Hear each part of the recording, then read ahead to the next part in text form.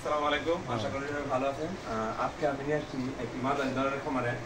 এটি অবস্থান আছে ভৈরব থানা আটকাপাড়া গ্রামে মোহাম্মদ সোহেল ভাই বাড়িতে।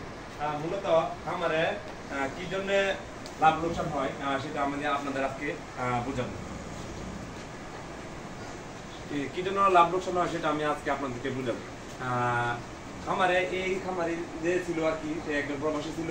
সেই প্রবাস করে তো সে মূলত একটা খামার করার লক্ষ্য, কিন্তু সে খামার করেছিল, কিন্তু পরে সে লাভবান হতে পারেনি। এর কারণ হচ্ছে সে বাইরে থেকে যে গাভীগুলা কিনছিল 15 থেকে 20 লিটার দুধের কথা বলছিল, কিন্তু সে ঘরে কিনে নিয়ে আসে দেখার পরে দেখা যায় 8 লিটার 10 লিটার এরকম গাভী এরকম দুধ হয়েছে। এক অবস্থায় সে আবার প্রবাস করে চলে যায়, কিন্তু কিছু গরু রয়ে গেছে। কিন্তু আলহামদুলিল্লাহ এখন তারা সুবিধা আছে। এর কারণ হচ্ছে এদের নিজের ঘরের কিছু বাছুর আছে, সেগুলা করায় এবং সেগুলা এখন বাচ্চা দিতেছে, কিন্তু এখন তারা সুবিধা আছে। মূলত লাভ লোকসানের আরেকটা হিসাব হচ্ছে, দেখা যায় আপনারা কখনোই গাভী বাইরে থেকে কিনে এনে কখনোই সুবিধা করতে পারবেন না। কারণ হচ্ছে যখন গাভী আনবেন, ভালো গাভী কখনোই কেউ বেচতে চায় না, বা বেচলেও প্রান্তিক খামারিরা কখনোই সেই গাভীগুলা পাবে না। তো খামারে যারা খামার করতে চান তাদের দেশে আমার একটা ইয়ে থাকবে যে, আপনারা যদি খামার করতে চান তাহলে অবশ্যই নতুন বকনাতে খামার শুরু করবেন।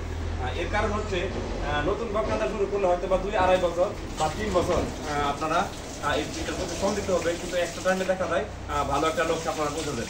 তো নতুন বকনারা কিভাবে কিনবেন? কিছু কন্ট্রাক্ট খামারি আছে যারা বাছুর রাখে না, দেখা যায় গর্ভবতী পরাকালে 2 মাস বা 2.5 মাস 3 মাস 6 মাস বয়সে বাছুর বিক্রি করে ফেলে।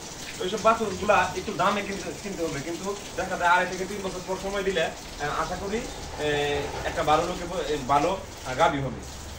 তো এই খামারে অবশ্যই দেখবেন যে গাভীগুলার দুধের রেকর্ড ভালো, এবং যে কোন কোম্পানির বীজ দেওয়া আছে এই পিডিগ্রি জেনে তারপর বকনা কিনুন এবং খামার শুরু করুন।